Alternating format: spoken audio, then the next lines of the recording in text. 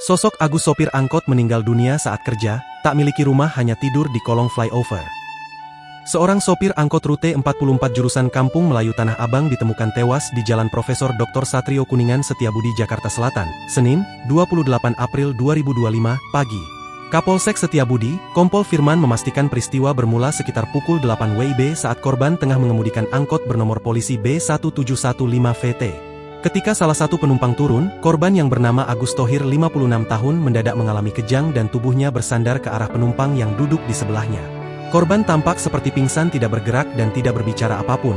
Melihat kondisi tersebut, para penumpang langsung keluar dari angkot.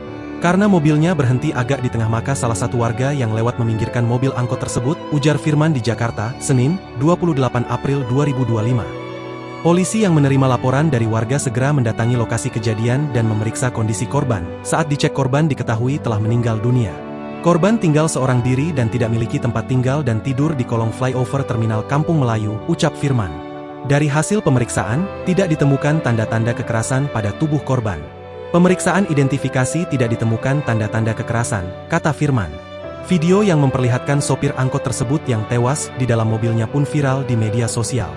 Dalam video, insiden itu menarik perhatian masyarakat yang berkerumun menyaksikan.